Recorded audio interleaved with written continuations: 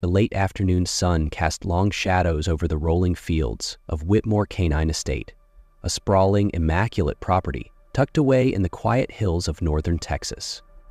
Rows of well-built kennels lined the fences, each one housing dogs bred, trained, and cared for with military precision. But there was one enclosure, tucked furthest back from the others, that no one dared approach casually.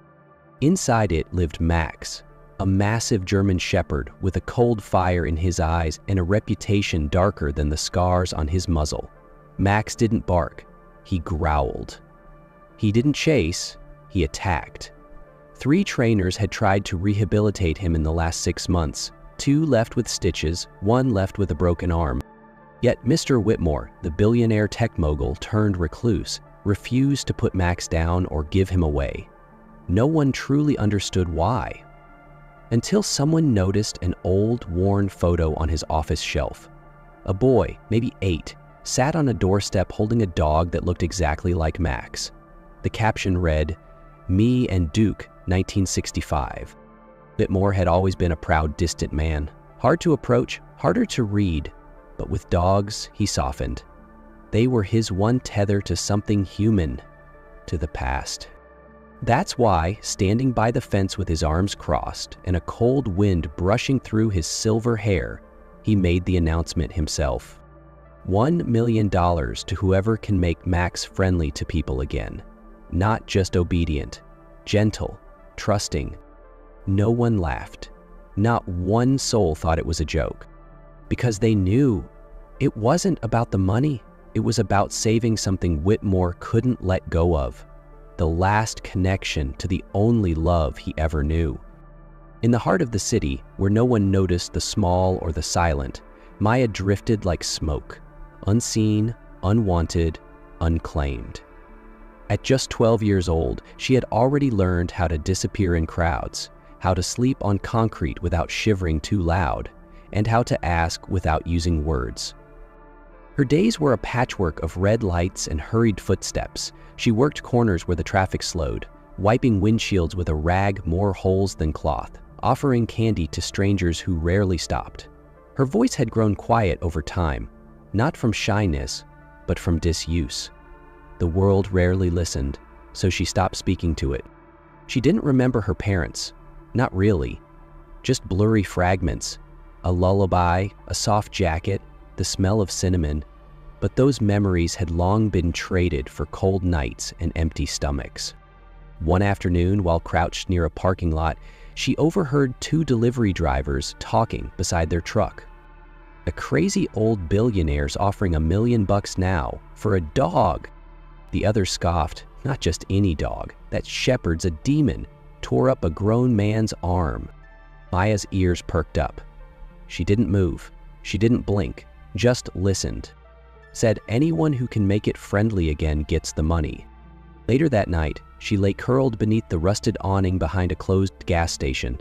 Her sweatshirt was damp and her fingers were numb, but her mind wasn't on hunger or cold.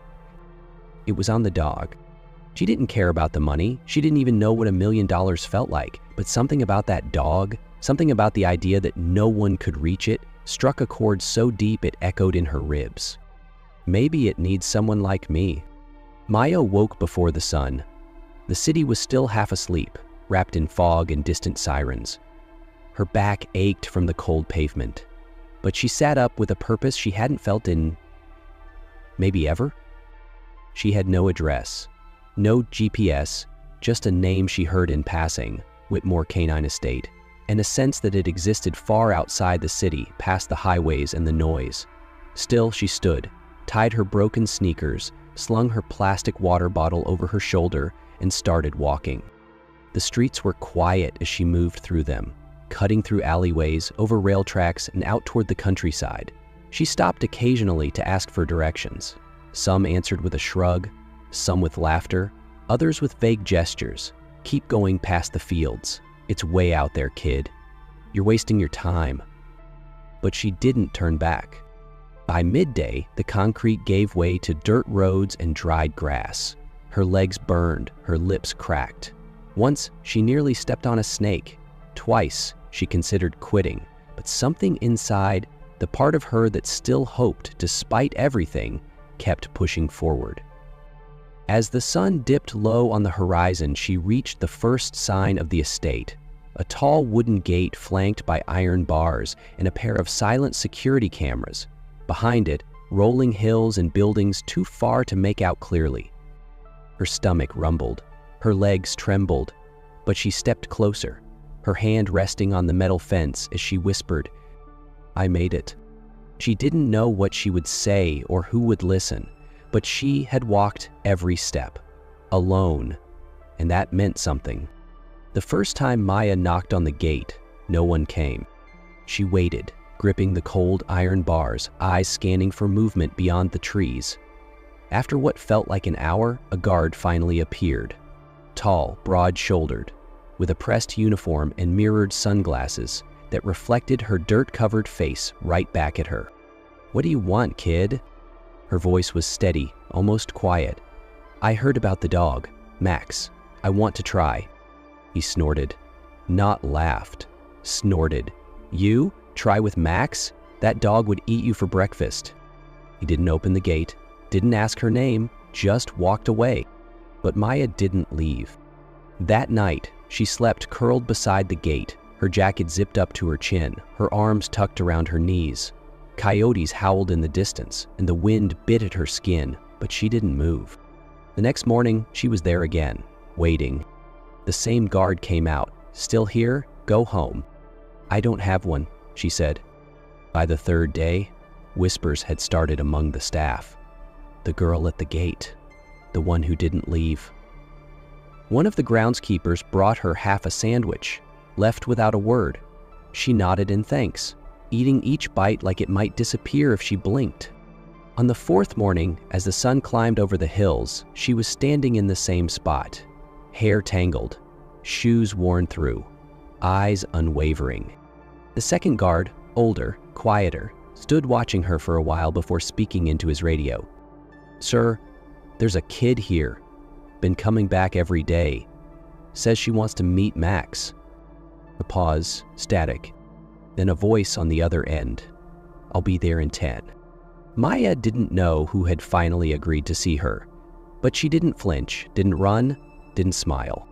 She just waited, the same way she always had. The crunch of polished boots on gravel was the first sound Maya heard. She didn't turn.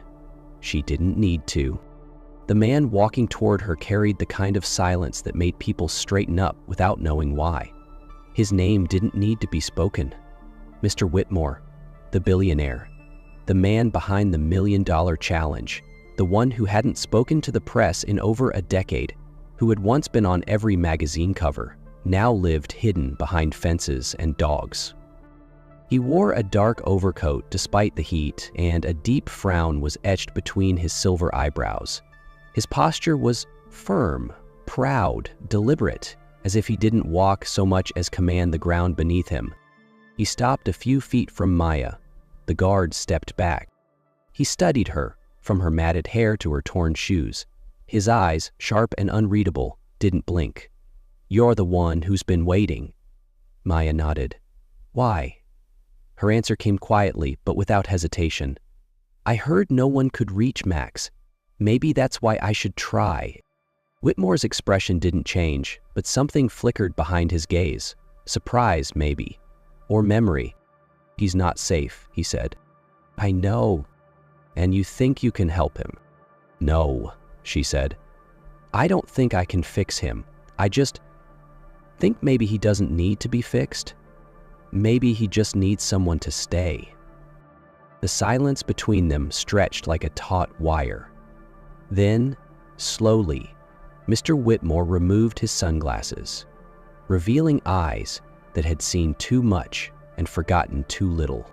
He looked past her, toward the kennel far in the distance, then back at her.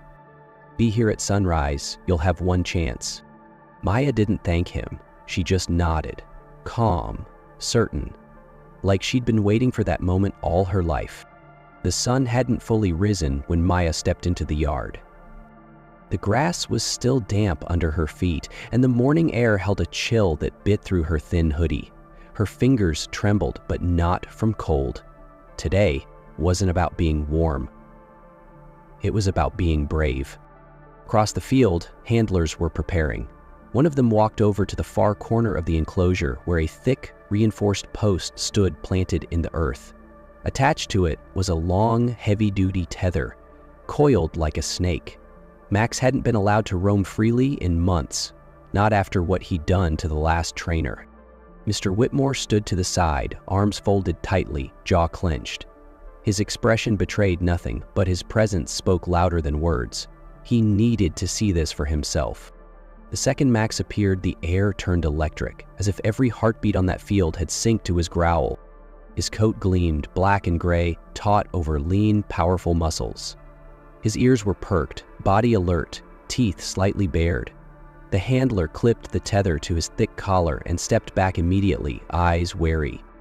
Max snarled, deep and guttural, pulling against the chain with a force that rattled the ground. Maya didn't flinch. She stood just beyond the length of the tether, far enough to stay safe but close enough to be seen. She didn't speak, didn't wave, didn't challenge. She simply knelt. No tools, no commands, no tricks, just stillness. Max barked, a sharp, threatening explosion, then lunged against the tether, muscles straining. The chain held, dust kicked up around his paws. He paced in circles, pulling, testing, watching. And Maya? She waited, quiet, steady, present. Minutes passed, 10, maybe 15. Max had stopped barking, but his body still twitched with tension. He stood at the farthest reach of his chain, breathing heavily, eyes fixed on the girl who refused to be afraid. Maya remained kneeling, hands resting gently on her knees. Her gaze wasn't on Max, not directly. She stared past him, softly, as if giving him space to watch her without feeling challenged. She didn't move. She didn't even blink too much. She just stayed. The handlers at the edge of the yard shifted uncomfortably. One whispered, "We should pull her out." Another shook his head, watching Mr. Whitmore, whose arms were still crossed, but jaw now slightly unclenched. Then Max did something that made everyone freeze. He sat, not out of obedience, not out of training, but because for the first time he seemed curious. His ears twitched forward. His tail, still low, gave the faintest flick. Maya noticed, but didn't react. She simply reached slowly, very slowly, into her hoodie pocket and pulled out a small, half-eaten granola bar. She unwrapped it carefully and placed it in front of her, then moved her hand away. Max's eyes flicked to the food, then to her, then back to the food. Another minute passed. He stood again and took one cautious step forward, the chain clinking faintly. Then another, and another, until he reached the edge of the tether, inches from the granola bar and from Maya. He didn't snarl, didn't growl. He just stood there, breathing heavily, his face inches from hers. Maya lowered her eyes, never making direct contact, and whispered just loud enough for only Max to hear. "It's okay. I'm not here to make you do anything. I just want to be here." Something in Max shifted, like a thread pulled loose from a long knot of fear. The sound of her voice, its softness, its lack of demand, it stirred something buried. A memory, maybe, a forgotten warmth. It felt like the echo of a love he'd once known, then lost. And suddenly, he didn't feel the need to protect himself. He leaned down, took the granola bar, and sat beside her. Just like that. No force, no fear, no commands. Only stillness. Only trust. Silence hung in the air long after Max sat beside her. No one moved. No one spoke. Even the birds seemed to hold their breath. Mr. Whitmore stepped forward slowly, his shoes crunching over gravel. The guards exchanged glances, unsure if they should follow. The handlers lowered their radios. Something unspoken had shifted. He stopped a few feet away, his eyes locked on the unlikely pair sitting in the morning light.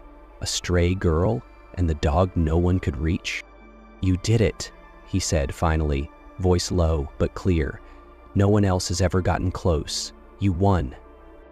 Maya turned her head toward him, but didn't rise. "The $1 million is yours, as promised." She looked down at Max. His body now rested against her side, his breathing steady, almost calm. She stroked his back once, then stood slowly, brushing dirt from her knees. "I don't want the money," she said. A hush swept across the yard. Whitmore raised an eyebrow but said nothing, waiting. "I want a room," Maya continued. "Somewhere safe. A bed I won't get kicked out of in the middle of the night. 2 meals a day and school. I want to go to school." Her voice didn't shake, but something in her eyes did. Just a flicker of vulnerability, quickly buried beneath the same steady calm that had tamed Max. Whitmore stared at her, as if trying to understand something far larger than what she'd said. "That's all?" he asked. She nodded. "That's all."